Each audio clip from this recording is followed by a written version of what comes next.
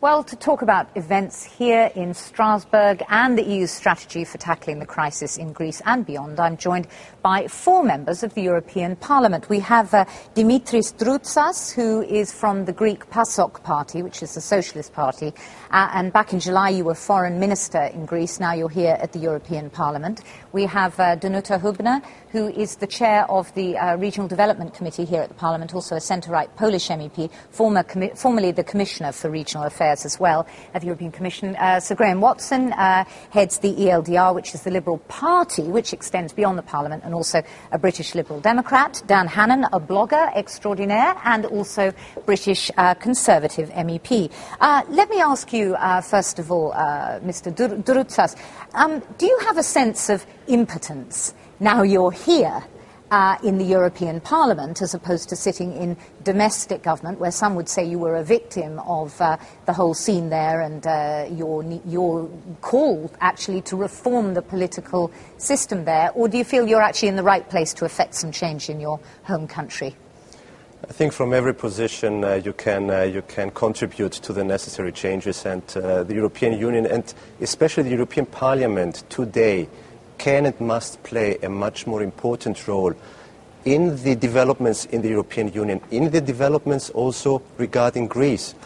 How, though, in concrete terms? I mean, we hear such inflammatory language in the chamber this week, talking about the Troika's actions being criminal and so forth. Is that really helping to kind of create a confidence around the situation? I must tell you that I was also a bit surprised. It was the first time that we heard from a wide spectrum of political parties represented in the European Parliament such open words.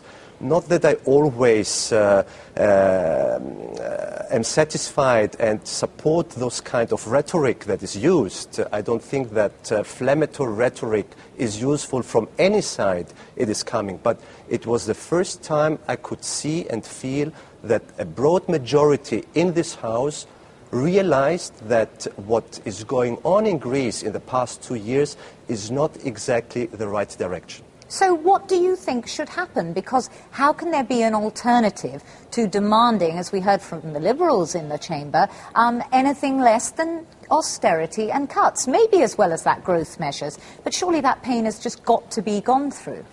Austerity and cuts are necessary, no doubt. And I'm the first who will admit that we have done in Greece a lot of mistakes. The political leadership in the last 3 decades is responsible for this situation Greece is finding herself in today. But it is not enough just to talk about consolidation of the budget, about cuts. We need to focus more on the discussion, a real and realistic discussion about necessary measures for economic growth in Greece. This is what we have to focus on. Also, in order to give to the Greek people who are suffering, who are bleeding, I want to say this very clearly. The Greek people are bleeding. Millions of people have overnight to change the planning of their lives and of the families. Do not forget this. It's not about numbers only. It is about human lives.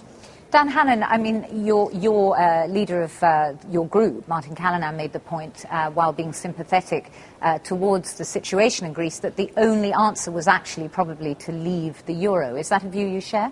Yes, it is. I mean, well, we can perhaps measure the extent of suffering in some figures. 60,000 small businesses closed in the last year, the economy contracting not by the predicted 3%, but by 6%, unemployment at 20%. These are extraordinary figures, and the point is that there's no end in sight.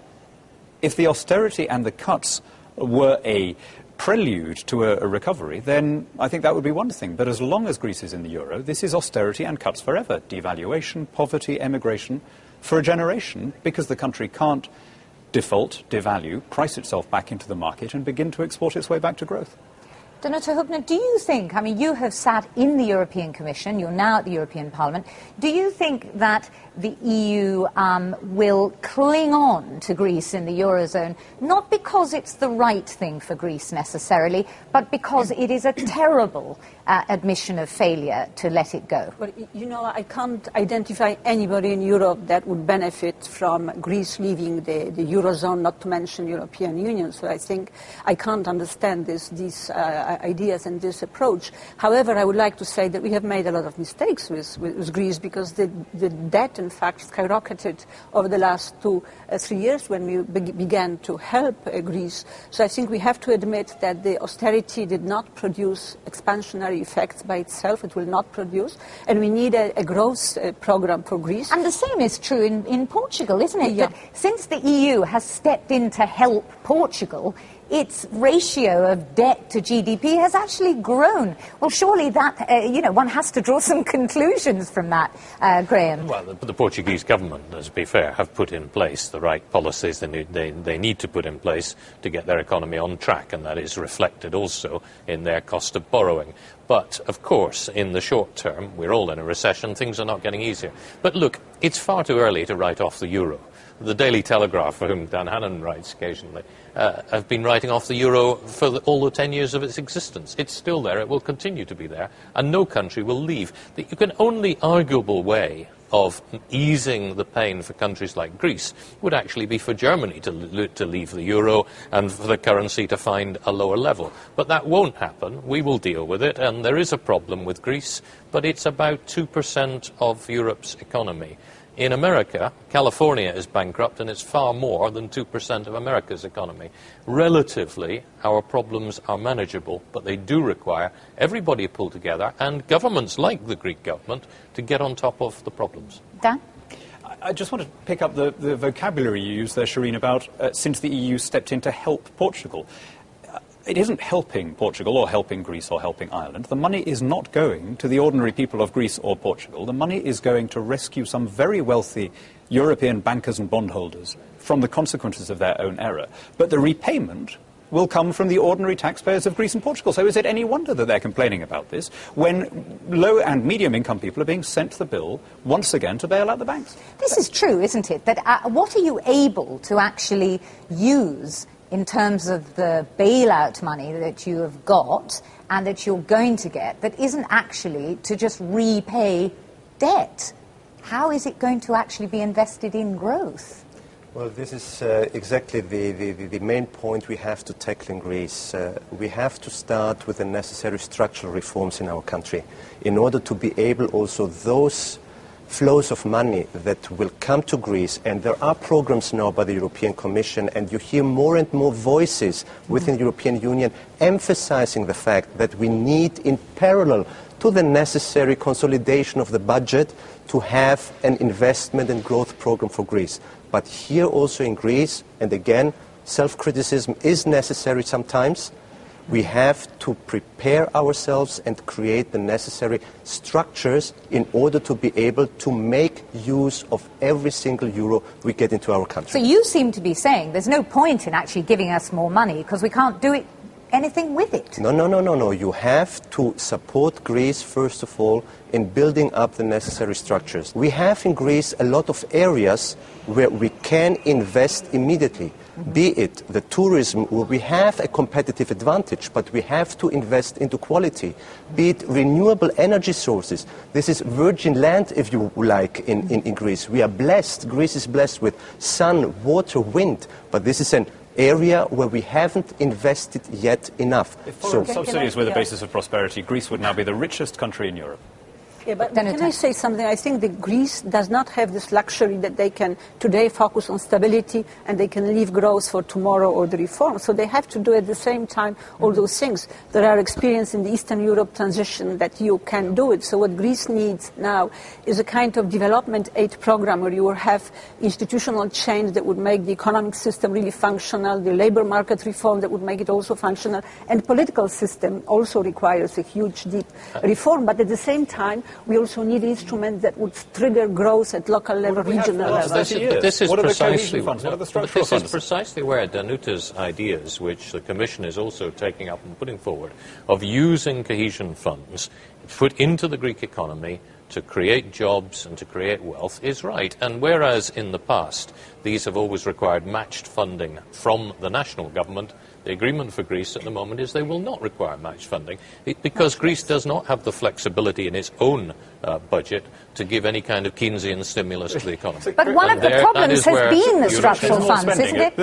I mean, come on. We're in this crisis because of excessive debt and excessive spending. And the only solution we're hearing, here and indeed in the Chamber just now, is more spending and more borrowing. I mean, if bailouts were... Who's saying this? We've just been hearing this. We want more cohesion funds. It's got to be better. Investment in growth. Right, investment in growth. Right, in that case, why if that worked, then Germany would now be the country that was poorest, having been paying these funds for the last 30 years. Greece would now be the country that was richest in Europe. So you don't know how much Germany benefits from European regional policy? It's much bigger share than Greece. If your economy becomes dependent on external subsidies, then your competitiveness collapses, your productivity collapses. In fact, the reason that Greece has been overtaken in GDP terms by a number of the new democracies is precisely because it had become so stifled by these external subsidies. When people start arranging their affairs around arguably, Danuta comes from a country which has used EU structural funds extremely well. But whether Greece is that same kind of country is debatable. But let me ask you, I mean, on the issue of the structural funds, now the Commission President, José Manuel Barroso, came up with this figure. It seems almost plucked out of the air, actually, at closer inspection. At the last summit, 82 billion euros to tackle youth unemployment. The closer you look at it, the more it looks that this money doesn't actually exist. Is he making promises he can't keep? You know, it's very difficult probably to understand to people who don't know like it functions, but we have still 2 years in the current budgetary period of the European Union when you have money to be allocated to whatever are the objectives and through the cohesion policy. So there is this estimate that probably for 2012 and 13 there is around 80 billion euro across Europe in all the 27 member states. And yet the Commissioner Lewandowski was saying the other day that there was a shortage of 11 billion euros. So which one is it? The shortage is in the EU budget, because if there is money being spent, invested through EU budget, somebody has to put this money into the EU budget. And this is the shortage which was mentioned by Commissioner Lewandowski on the other side of the budget. Are member states going to put up with the idea, though, that this money that wasn't apparently spent can actually be given to projects? What do you think? I mean, who knew it was that easy? You can create all these jobs by spending 80 billion. Why not spend 800 billion and create 10 times as many jobs? I mean, why not, in fact, go the whole hog and have everyone working for the state and the state owning everything, the way the Soviet Union did? We'd be the richest country in the world.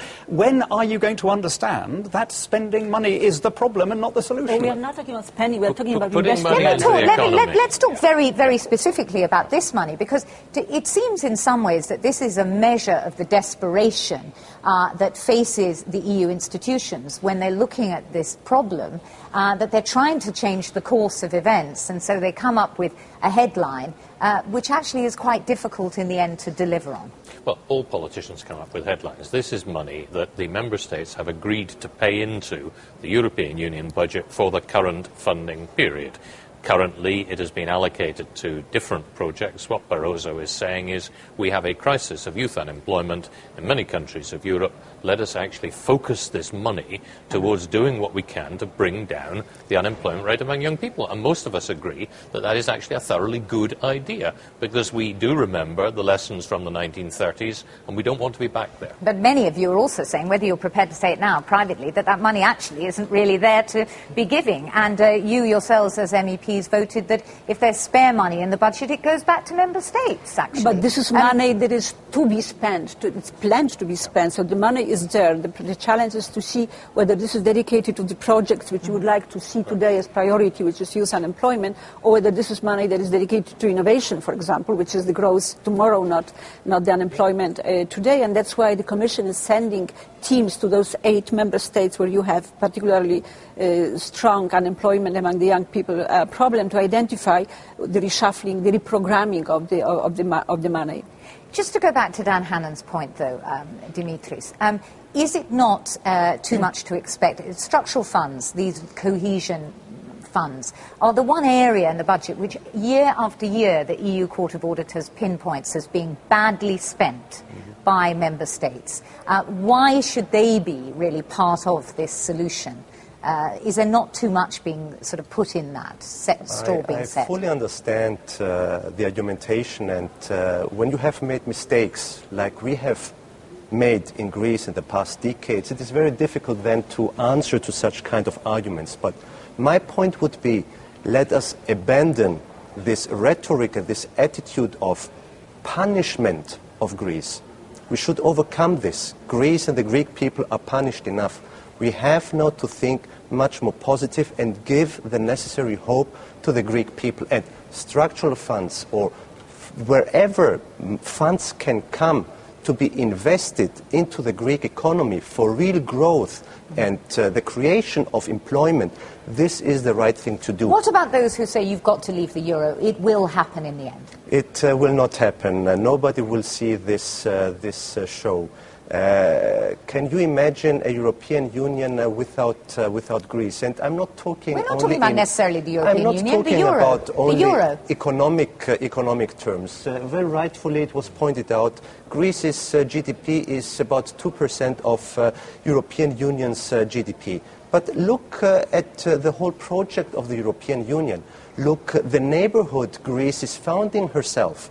The Balkans. But you can be in the European Union and not in the euro. The UK is there. Well, once they leave euro, they will also have to leave European Union because the treaty does not allow to either have the derogation. They would have to negotiate like UK, the permanent derogation, or they will have to make a commitment that they will join it back. So it is. And in any case, it doesn't solve the problem. If you reintroduce the drachma, your drachma will be at a level at which the debt that Greece holds will more than double, and the country can't get out of the you do it with a default. It's a default and a devaluation. That's the package. And the default is coming anyway. I mean, you all know that. The default is already there in some of the in fact, half plans. of the default has already happened. Yeah. Default and devaluation, the two biggest sectors of the Greek economy, as I understand it, are shipping and tourism. Both of those would hugely benefit from a competitive devaluation that would allow Greece to price its way back into the market. Just one more thing on this money, Briefly. these extraordinary millions and billions that we're all talking about, nobody has it. Right? No member state has it. All of them are running deficits. So we're talking about borrowing money that we don't have in order to lend it